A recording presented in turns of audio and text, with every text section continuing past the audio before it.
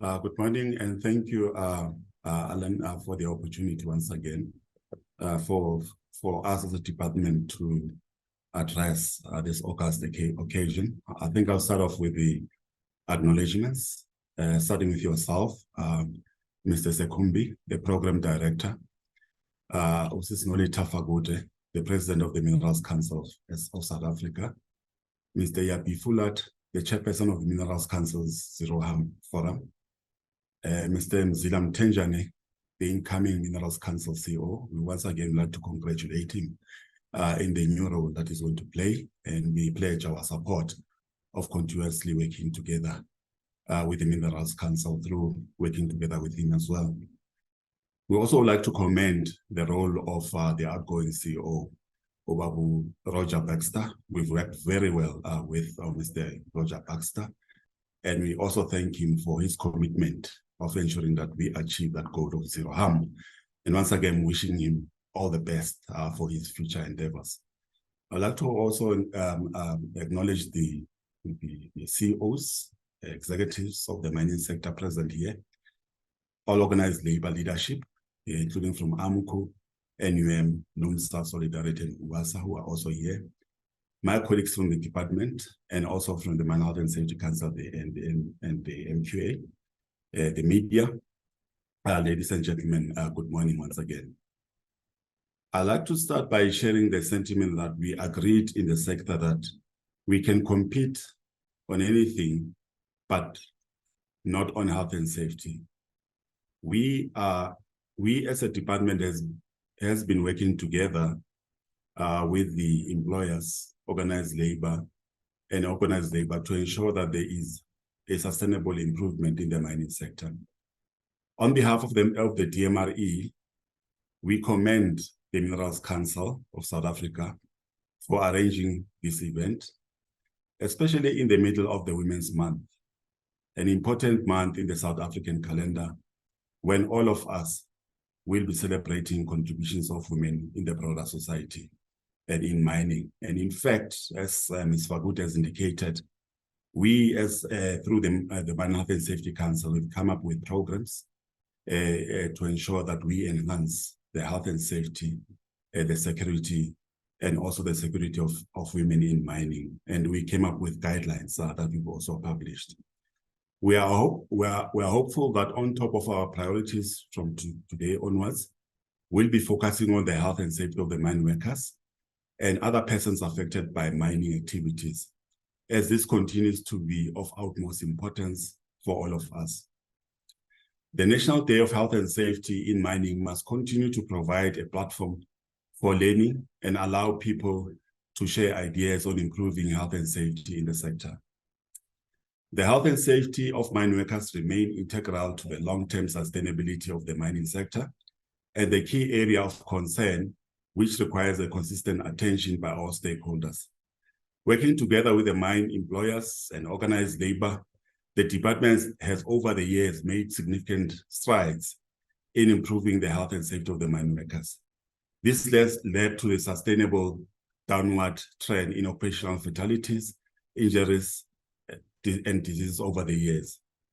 It is encouraging that 2022 safety performance reflect the lowest fatalities ever recorded in the sector, as Nolita has indicated, with no mine disaster reported since 2018.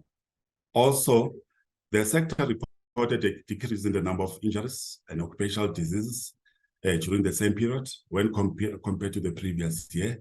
Last year, we as a sector also convened through the Mine Health and Safety Tripartite Summit in October to reflect on the performance of the sector and also recommit on our goal of zero harm. And I think we had very encouraging and constructive engagements. The outcomes of the summit are implemented through the Mine Health and Safety Council. The Honorable Minister of Minerals Resources and Energy engaged with leaders from organized labor and employers on the challenges the sector is experiencing. The general consensus was that we need a step change in the health and safety performance of the sector. It is also important for all stakeholders to remain vigilant in the remaining months of 2023 and avoid any issues of complacency. As a department, we will continue to engage with all CEOs, organized labor, leadership, to ensure that more can be done to improve health and safety in our sector. In fact, through the several engagements that we had with the CEOs, we emphasized the importance of us to have a broader understanding of all the factors that affect health, ultimately affect health and safety. In fact, I mean, we are in the business of mining, so there's various factors that also affect the work that we do, not only technical related matters, but any other matters is important for us to focus on. One of the things that we've agreed upon is that moving forward, it's important to say, how do we manage any form of change that is happening in the sector? It can be the change brought about by the favorable commodity prices or unfavorable commodity prices, the logistical challenges that we have been experiencing, and any other challenges that we're experiencing, so that we can effectively come up with interventions that will assist us to achieve a goal of zero harm. Well, I'll make examples later on through my discussion. We also commend the Minerals Council as well as the Association of Mine Managers in agreeing to host the Mine Safe Conference towards the end of this year, where the key areas of concern will be identified and focus on moving forward. All the stakeholders need to commit themselves to working towards the elimination of fatalities, injuries, and diseases in the sector in pursuit of zero harm in the sector. The latest statistics, as Ms. Fabute has indicated, we are currently at 27 fatalities, which for us is regrettable. We thought, as Ms. Fabute indicated, that after we went through fatal-free January, we'll sustain the improvement. However, it's clear that with health and safety, we cannot say we have arrived. As Alan has indicated, we have to continuously work on, and we'll work together with the sector to ensure that this become a reality, the goal of zero harm.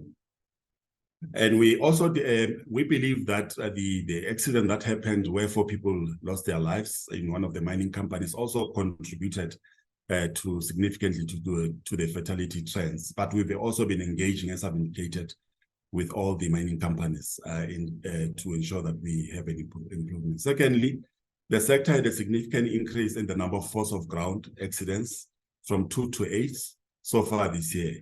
However, it's worth noting that since the gazetting of the new TMM regulation in December 2022, there's been a significant decrease in the number of transport and mining fatalities from 9 to 3, which corresponds to 67 improvement this year. The general type of accidents are second biggest contributor to fatalities in the sector, as OC's monitor is also indicated. It is of great concern. I think it's something that we'll have to further focus on.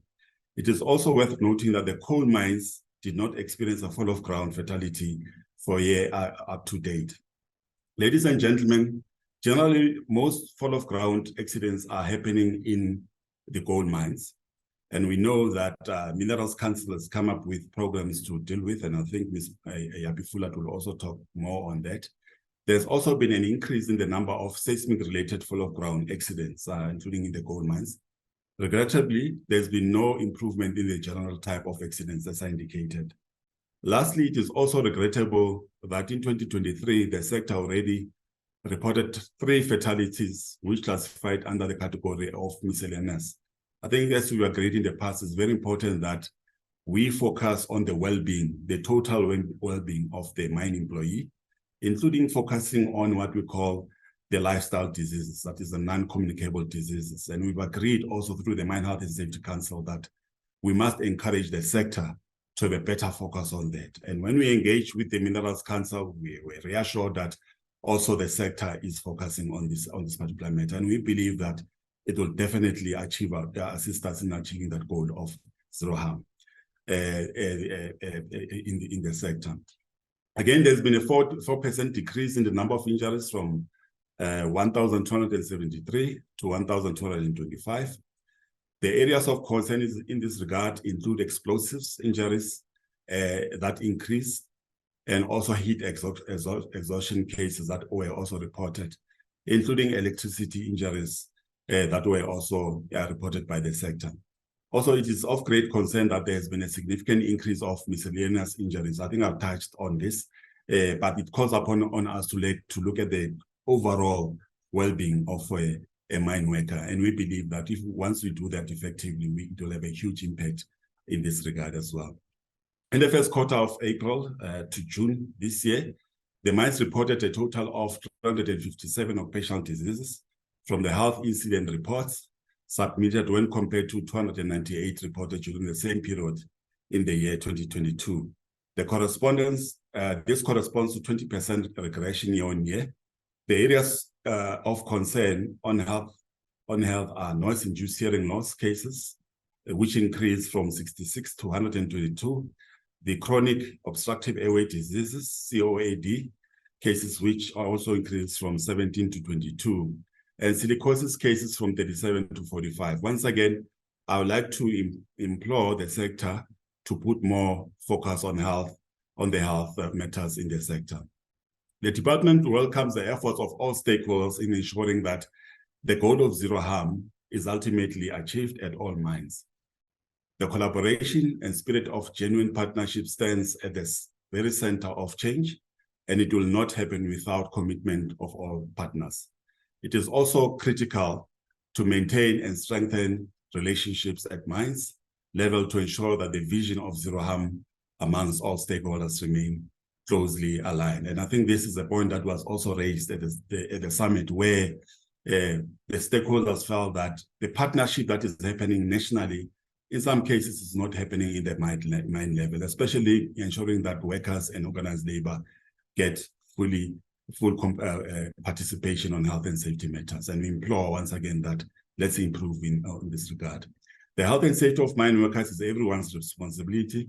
Working together, we can attain the goal of zero harm in the sector, while also keeping in mind that the long-term sustainability of mining is dependent not only on its growth, competitiveness, and transformation, but also on how well the workforce is treated. In conclusion, I want to strongly recommend that we should ensure that there is a deep understanding in the causes of the health and safety challenges in the sector.